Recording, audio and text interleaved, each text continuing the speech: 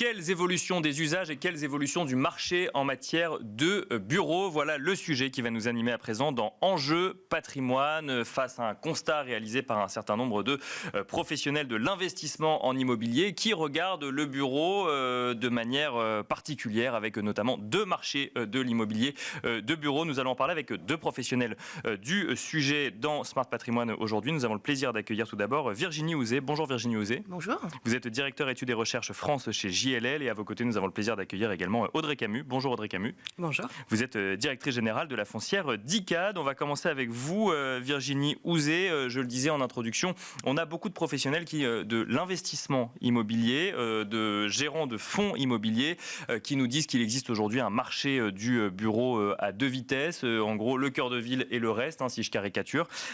Et on a surtout des chiffres qui nous montrent qu'on a un taux de vacances qu'on n'a pas connu depuis de nombreuses années en matière de bureau, à se demander s'il n'y a pas une désaffection d'une partie du bureau en France, Virginie Houzé. Alors, voire jamais connu. Jamais connu, oui. La vacance, puisque effectivement on termine 2024 avec un taux de vacances supérieur à 10%. Je pense que c'est inédit, Audrey, je pense que vous êtes d'accord avec moi. Après, comme vous le disiez, un marché extrêmement segmenté entre Paris et la périphérie, puisqu'on a des taux de vacances dans Paris qui sont beaucoup plus faibles qu'en première couronne parisienne. On peut donner comme exemple le fameux quartier central des affaires parisien, où on a un taux de vacances de l'ordre de 3,5%, quand en première couronne parisienne, on a des taux de vacances qui, dans certains cas, peuvent tangenter les 30%. D'accord. Donc on a vraiment une segmentation extrêmement importante du marché, effectivement, fin 2024. Mais alors comment on l'explique ça? Parce que ça veut dire que l'offre de cœur de ville suffit pour la demande aujourd'hui. Comment est-ce qu'on explique qu'au bout d'un moment, le volume de demande ne vienne pas forcément jusqu'à la première couronne parisienne? Parce que ça reste très proche, on parle d'une demi-heure de métro maximum. 5 minutes. 5 minutes. C'est même pas une plaisanterie. Si vous êtes, par exemple, dans le secteur des Champs-Élysées, vous avez 2-3 stations de métro, et vous êtes à Neuilly, vous êtes à La Défense, et vous avez déjà une offre et des valeurs qui sont radicalement différentes.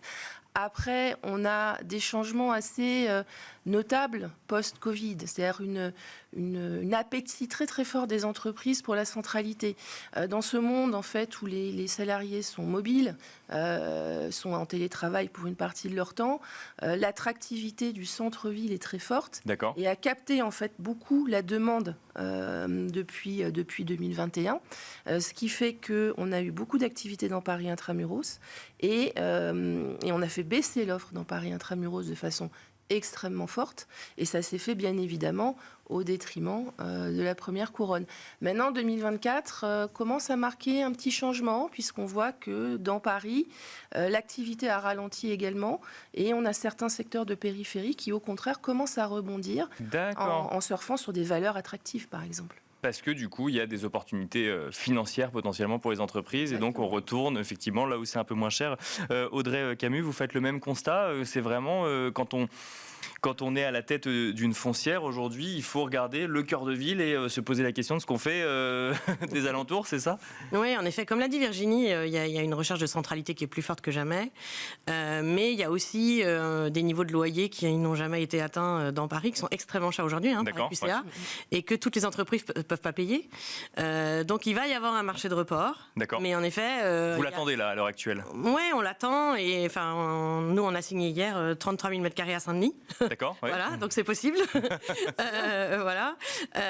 Mais en effet, il y a d'un côté une recherche de centralité et un vrai enjeu de faire revenir les collaborateurs au bureau, donc avec de l'attractivité, et de l'autre côté une économie qui fait que tout le monde ne peut pas payer 1 200 € de loyer. Donc voilà, on attend quand même sur un certain nombre de marchés un report, et notamment, je pense que c'est ce qui fait aujourd'hui le succès de la Défense.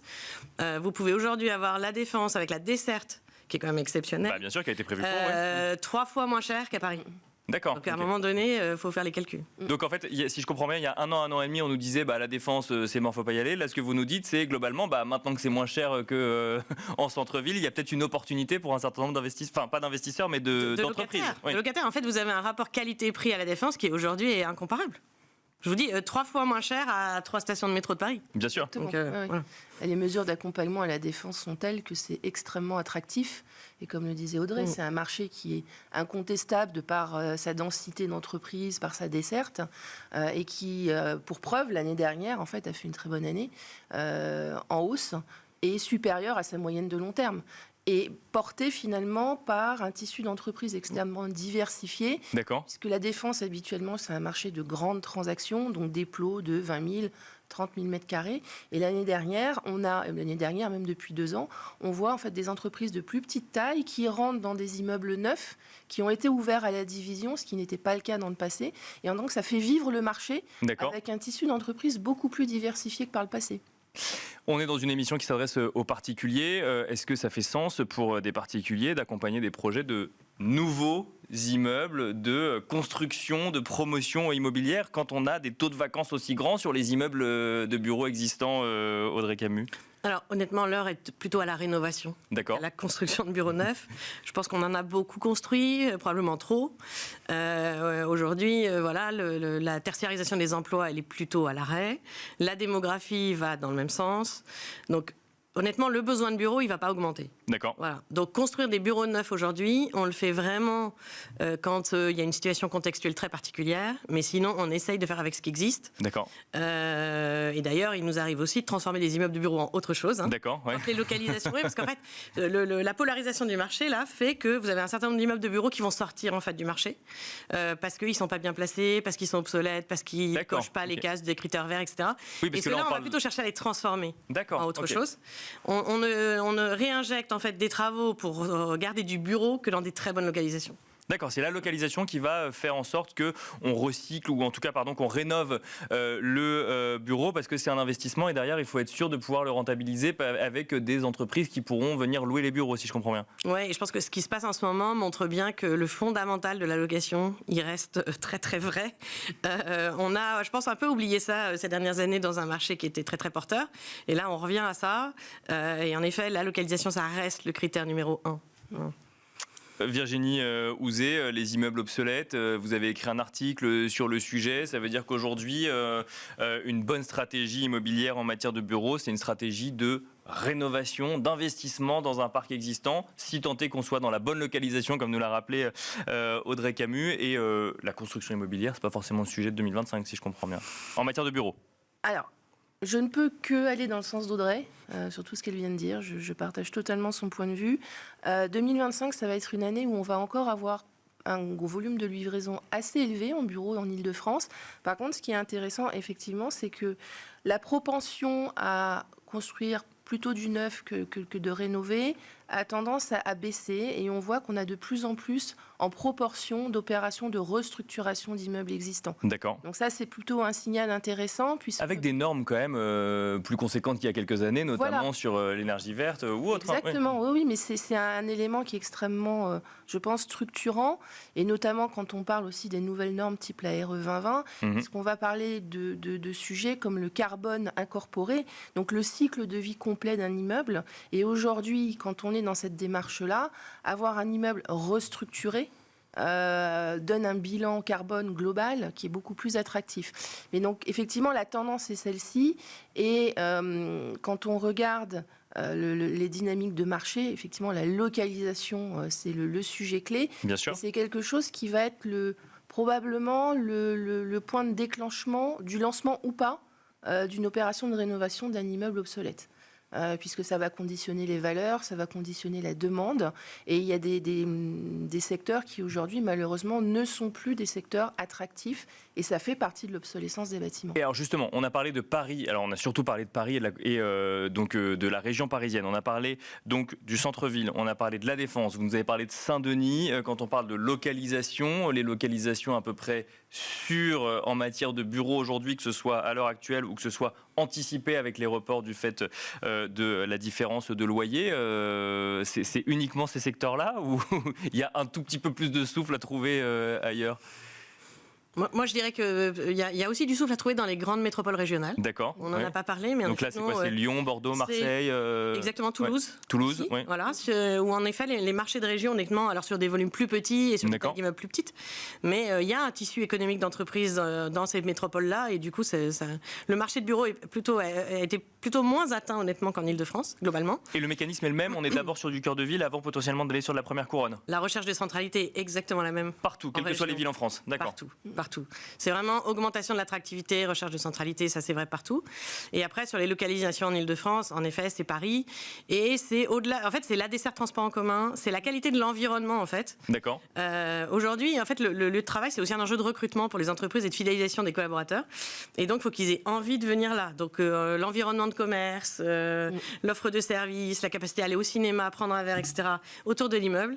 Ça fait aussi partie des choses que regardent les utilisateurs. Donc, le bureau devient un lieu de vie quand on n'est pas en télétravail chez soi, si je comprends bien, Virginie Ouzé. Encore plus. Encore plus. Encore plus, oui, puisque revenir au bureau, en fait, il faut vendre le bureau aux collaborateurs maintenant. D'accord. Ouais. En fait, il suffit plus de les embaucher, il faut leur vendre le lieu de travail. Voilà, c'est un vrai argument de recrutement, en fait. D'accord. Et donc, les collaborateurs, et notamment les jeunes collaborateurs, sont sensibles à ça et à cet environnement urbain qui fait que vous sortez du travail, vous pouvez aller boire un verre avec vos collègues, vous pouvez aller au théâtre, au cinéma. Et donc, ça plaide vraiment pour cette centralité qui a été vraiment le cœur du marché depuis la sortie de la crise du Covid, en fait. C'est pas forcément le sujet de cette émission, mais on voit un certain nombre d'entreprises prendre la parole ouvertement sur le retour au bureau. Est-ce que ça peut avoir un effet sur les tendances que vous constatez à l'heure actuelle ou ça ne fera que renforcer justement l'idée de vendre encore plus le bureau aux collaborateurs ? Virginie Ouzé et ensuite Audrey Camus. D'accord. Alors, le retour au bureau. Alors, il faut faire attention à la pollution aussi un petit peu ambiante autour du retour au bureau, puisqu'en fait, on a eu des prises de parole extrêmement fortes par des grandes entreprises de la tech aux États-Unis. Bien sûr.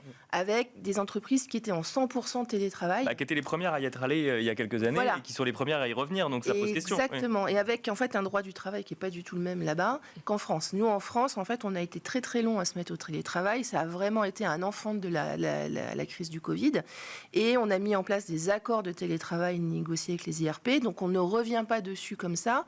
Et surtout, on n'était pas sur cet extrême du 100% télétravail. Bien sûr. Donc, en fait, nous, ça va être plus marginal comme effet, puisqu'on ça va être peut-être de dire on passe de 2 jours à 1 jour ou de 3 à 2. Mais il y a quand même un vrai appétit et quelque chose qui s'est ancré, je pense, dans l'organisation des entreprises aujourd'hui. Audrey Camus. Non, moi je pense qu'on ne reviendra jamais complètement en arrière. En effet, ça va tourner sur une tendance de fond probablement entre 1 et 2 jours par semaine. Ceux qui reviennent, c'est en effet ceux qui avaient mis le curseur vraiment à l'extrême inverse.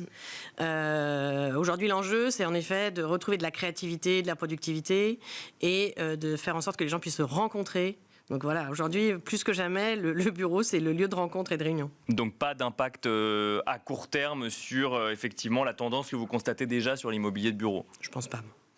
Eh bien, merci à toutes les deux. Merci Audrey Camus, directrice générale de la foncière d'ICAD. Merci Virginie Ouzé, directeur études et recherches France chez JLL. Merci beaucoup. Merci. Et quant à nous, on se retrouve tout de suite dans l'œil de l'expert.